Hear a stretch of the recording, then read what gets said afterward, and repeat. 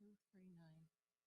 They said to him, John's disciples often fast and pray, and so do the disciples of the Pharisees. But yours go on eating and drinking. Jesus answered, Can you make the friends of the bridegroom fast while he's with them? But the time will come when the bridegroom will be taken from them, and in those days they will fast. He told them this parable. No one tears a piece of out of a new garment to patch an old one. Otherwise they will have torn the new garment, and the patch from the old one will not match the old. And no one pours new wine into old wineskins. Otherwise the new wine will burst the skins, the wine will run out, and the wineskins will be ruined. No, new wine must be poured into new wineskins. And no one, after drinking old wine, wants the new, for they say, the old is better.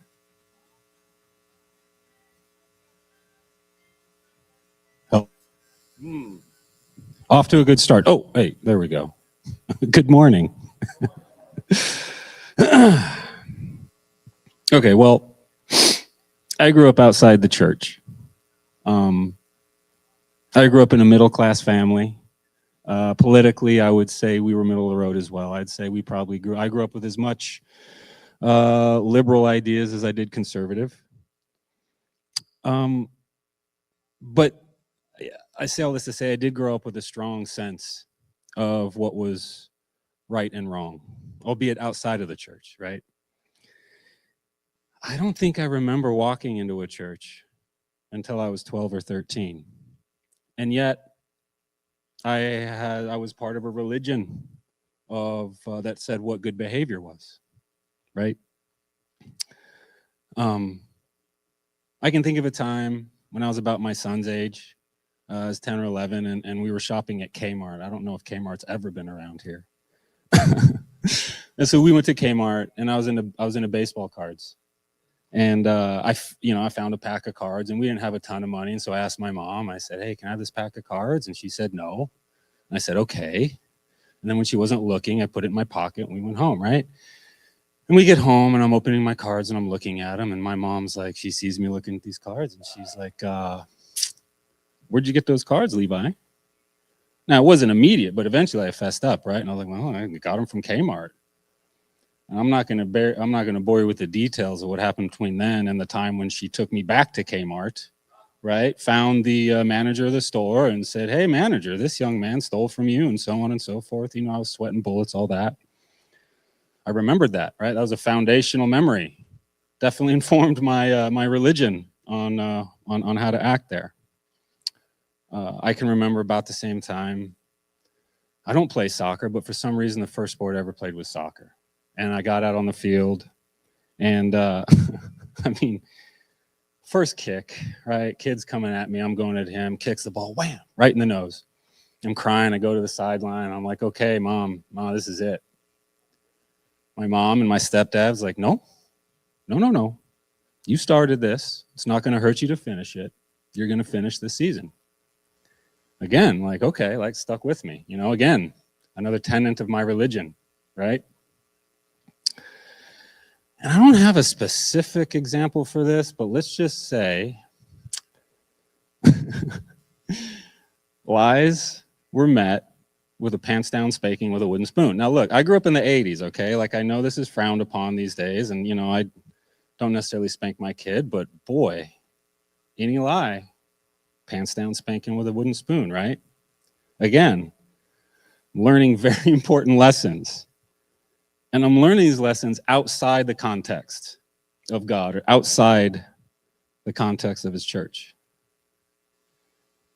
And we'll get to this in a minute. Just stick with me, okay? So I grew up in this moral religion, a secular religion. And as I matured, I went to school, went to college, found myself eventually in operational leadership in steelmaking. I was pretty successful there. And my success in that had given my religion a very strong voice, let's say. Pretty soon I found myself seeking out and recruiting and interviewing like the right people, right? I was in that sort of position. I found myself training the right people, the right behaviors that we expected, if you want to be part of this thing, right?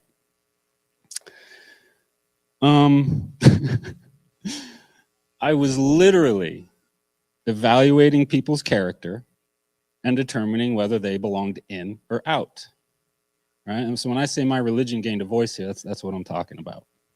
And all this happened before I was a Christian, mind you. Now, I didn't see it the way that I do now back then. I mean, obviously I'm a Christian now, but the way I was living, I absolutely saw myself as the one who knew the real situation, who knew what needed to be done, why it needed to be done, how it needed to be done. And after I became a Christian, that's when I was able to see that my perspective was actually harmful to others sometimes, and it was literally killing me. That was actually about the end of my steel career. Fast forward, long story short, I'm here talking about this passage. And this passage is loaded with meaning, all right? Like, we could talk about this passage probably 10 different times, 10 hours, whatever. Now, I only have 20 minutes or so, so I'm going to pick one aspect of this passage to go over here. And we're gonna look at one specific facet here, and the facet that we're gonna explore is, it resonates deeply with me. And I relate to this passage because of the setting. So let's get there.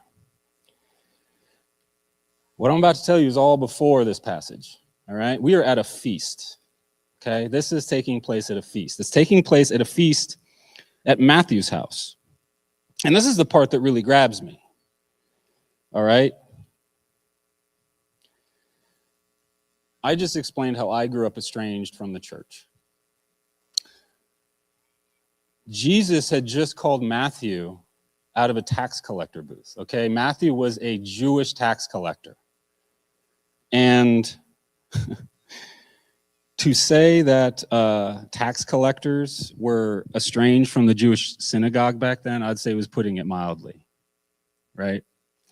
And this is the root of really what grabs me here.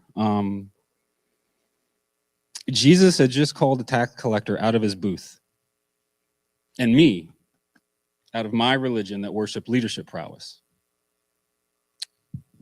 So here's me, growing up opposed to the church with my secular worship, and Matthew, a Jewish tax collector in bed with Rome. Now, we're not quite there yet, because before we got here, Jesus called Matthew out of his booth, and Matthew had just had a life-changing experience, right?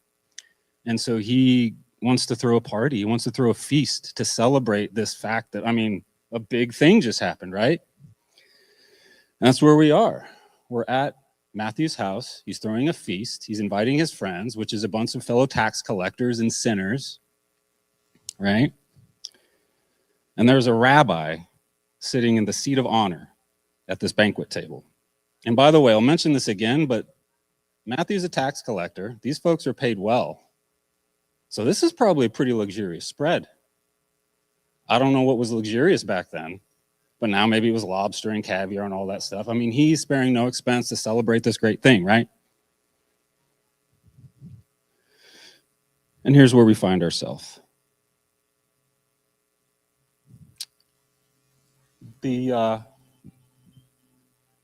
Some disciples of John the Baptist and some Pharisees find themselves at this luxurious feast. And what they saw Jesus doing was utterly heinous. It was a heinous offense to their religious orientation, right? And now we're about to get into this passage. I'm going to go ahead and start with the end here, all right? Here's the point. We must recognize Jesus for who he is, for who he says he is, in order to see any situation according to the implications of his gospel. And so here we are. They said to him, John's disciples often fast and pray, and so the disciples of the Pharisees, but yours go on eating and drinking. And Jesus answered, can you make the friends of a bridegroom fast while he is with them?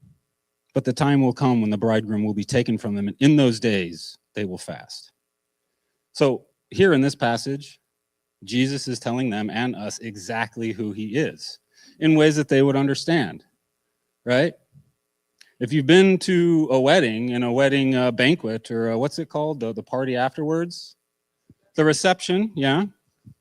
So Jesus is saying, you asking me about fasting here is like you coming to the reception of a wedding and going up to the wedding table at the beginning, you know, where the bride and the groom and the best men and the bridesmaids are sitting, walking up to them and being like, why aren't you guys fasting?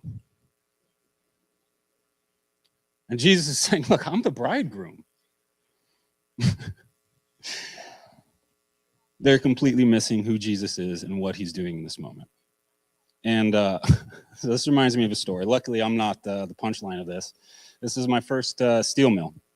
And I was working in the roll mill, and we had a big quality issue for the 2 shifts beforehand, right? We made a bunch of steel and it needed to be reworked in order to send it out and make good. It's not totally uncommon. When that kind of stuff happens, we would hire some temporary workers. They would come in, they'd do the grinding or whatever. And then there would be we'd usually get some leaders from the melt shop to come in and make sure that they're doing what they're supposed to. Well, this particular morning, the guys from the melt shop were a little bit late, and my boss was down there talking to the workers. And something had also changed, right? They weren't going to grind. They weren't going to do redressing. They actually had to do kind of an inventory thing. I'm not going to bear you with how this works. But it wasn't what the plan was the day before. And so David Garrison, by the way, who's a Marine and like a hard-charging, intense dude, he's letting them know what they need to do. And then the melt shop guys come in, right? They don't know who David Garrison is, or at least they don't know what he looks like. Everybody knows who he is, but they don't know this is him. They walk up to a scenario where they see their workers sitting there looking at tags or writing on pencils and some strange guy telling them what to do. So they walk up to David Garrison. And all of our name tags usually have our name on it, right? Mine says Levi. His did not say David or Garrison. His name tag said DJG. These were his initials. That's what he wanted. So I'm watching this happen. I know exactly what's about to happen. And if I was a Christian, maybe I would have tried to stop it. You know, this train wreck that was about to occur. And so these guys walk up to David Garrison and just start, what are you doing? What are you having these guys doing? And this guy, I couldn't remember his name. I think it's Derek. He walks up to David and pokes him in the chest. Exactly what are you telling my guys to do, DJG? Now, David Garrison didn't put his hands on him, but if he did, he probably would have killed him. I thought he was going to kill him with his words. But you see, that's where we're at here, right? Jesus is telling these disciples of John the Baptist or these Pharisees, he's saying to bring up fasting at a wedding banquet was ridiculous. And Jesus is essentially telling these guys as they walk in, no. I'm David Garrison. And your team is going to do what you think they should as soon as I say so. That's what Jesus is saying here. And so Jesus continues.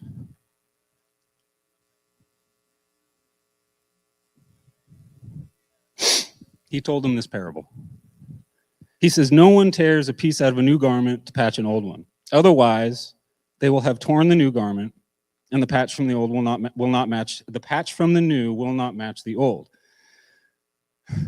Here, Jesus is pointing out to them in a way that's very clear to them just how ridiculous it was for them to be suggesting fasting during this banquet. I mean, the illustration's right here, but we're going to lean into it a bit. We live in a time of fabric stores, fast fashion, H&M. I mean, you can get like 3 t-shirts for $20, right? So for me, to patch a shirt by taking an old t-shirt, like, okay, fine. But that's not what it was back then. To have a new garment was a big deal. Clothes weren't just everywhere. And so you wouldn't just go deface a brand new garment to patch an old one. In fact, this would be something like, for pajamas, I wear a t-shirt, I wear cotton pants. And so if I went home, I had my pajama pants and there was like a big hole right on my seat. And I go to the closet and I find my wife's wedding dress and I take some scissors to it, cut out a patch of, maybe like the heirloom lace that her veil was made out of. Cut that out and just slap it right on there, right? That would be equivalent to these folks suggesting something about fasting at this time. And it's because they didn't know who Jesus was.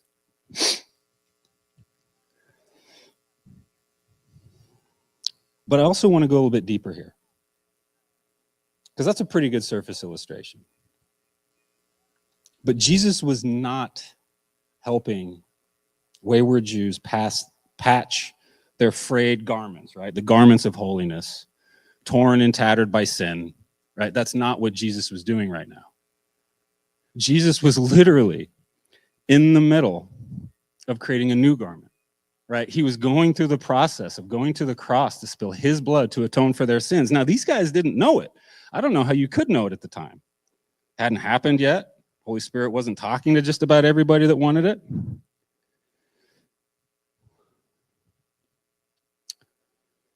They didn't know it. And it's kind of like, right? It's kind of like when I would ask a pointed question when I was interviewing somebody with questionable character that I was trying to determine whether or not they belonged. Right? That's kind of what this metaphor is telling us. Okay, so that's the patch from the new garment metaphor, and Jesus continues. And no one pours new wine into old skins. Otherwise, the new wine will burst the skins, the wine will run out, and the wineskins will be ruined. No, new wine must be poured into new wineskins. So here again, he repeats the metaphor, right? He's really just trying to let these folks know how they're screwing up. And he comes at it from a slightly different angle, right? He's talking about wine and wineskins. Now, they would have known what this meant. So the way it works, wine, when it's new, it's not done fermenting, okay? It's got some organisms in it. They're going to ferment. It's going to create little burps of gas. And as it does that, right, it's going to create some pressure. And so wineskins were made out of leather.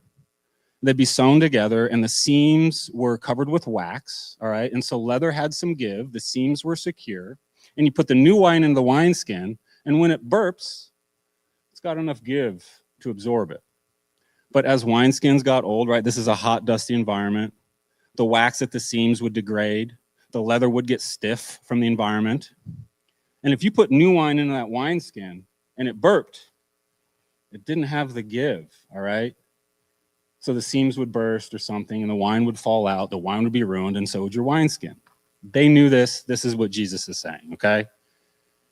And it reminded me, a couple years ago, my parents arranged a trip for all of us, me, my brother, my sister, my family, to go to Montana.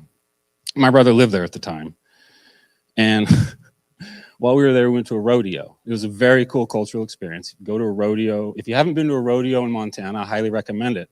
They do this prayer before the national anthem, which was, it wouldn't have been the stuff that I would pray for, but they did it.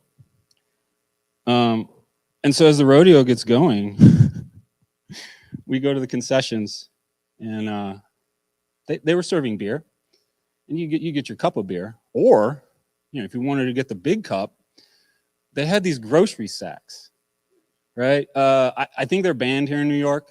I've seen them, I think, at grocery stores and Chinese food restaurants to take out, right? The old plastic grocery sacks. So here at the concession stand, they're serving beer. They're taking these grocery sacks, filling the grocery sack full of beer. Yeah, whoa.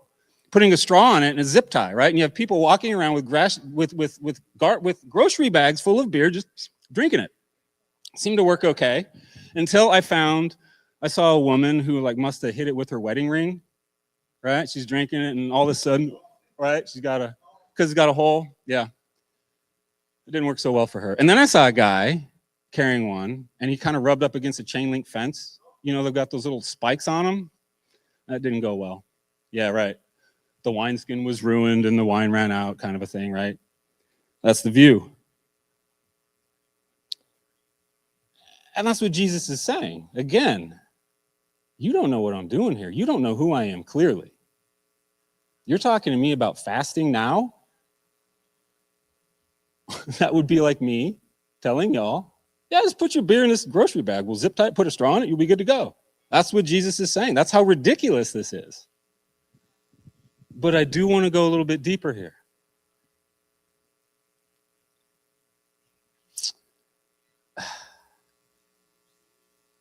They didn't know this then.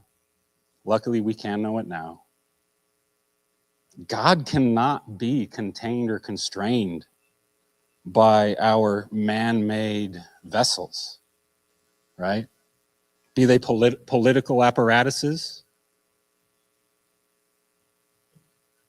leadership theory, social justice movements. Now, I'm not saying God is not involved. I mean, I am talking about our God, the all-powerful, all-knowing, all places, at all times, creator and sovereign ruler of this reality and everything in it. No, he's involved in all these things. The political apparatuses, leadership theory, social justice movements. But he is in no way controlled or constrained by these things. And that's an important lesson here. So to suggest that Jesus and his disciples needed to fast, especially to bring it up during this feast that Matthew was having at his home, after a life-changing event, again, this is like me suggesting to you, you should put your beer in a plastic grocery sack. And so Jesus is telling them all this. He just kind of laid it out. And then incredibly, he wraps it up like this.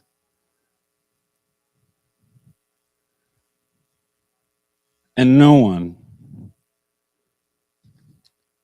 after drinking old wine, wants the new, for they say the old is better. Here, Jesus is doing with them, the disciples of John the Baptist, the Pharisees, those secular religious zealots. He's doing exactly with them what he wanted them to do with his followers. Jesus is remarkably patient and gentle here. Some say that what this verse means is he's talking about the reality of how hard it is for us to give up our idols and our old gods that we used to serve. You know, how hard it is for you to give up your influence, your position of power, your place in a company, right? It's hard to give that stuff up. And I think Jesus is pointing that out. Now, on the other hand, some would say that Jesus is pointing to the peace and comfort that comes from a mature faith in him. For it takes some time for a jarring, living, fermenting faith, right? To settle down, to get out its burps, to finally calm down into a remarkable relationship with God, right? Aged wine.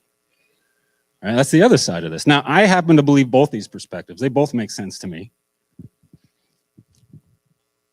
And the point in all this, as he ends the conversation, again, is you don't know who I am, nor what I'm doing. But then look how he leaves the door open to him. Almost to say, when you're ready, I'll be here for you. And I think that's really it. In order for us as Christians, or I would say even as humans, for that matter, to have an accurate view of what's happening in front of us, we must know who Jesus is, according to who he says he is. When we see folks sinning or struggling, like, we can help them, but not by looking at what we think they need to do different, more of, less of, right? We need to look at, and this is the hard part. If we see people sinning and struggling, what we need to look at is who Jesus is and what Jesus did. It seems counterintuitive, all right? I understand. This is very counter to the secular wisdom of the world. But by looking at Jesus, by meditating on Jesus and his gospel, by engaging with scripture, by letting the Bible read you, by talking to people who are doing the same thing, we can connect with him and his purpose for us. And only then, led by the Holy Spirit, are we equipped to help them, to help anybody, to help ourselves for that matter. So we can then help them to meet the living God that he died for. We're not going to help them fast and stop doing this or start doing that. If we want to help them, get to introduce them to the living God. Let him help them.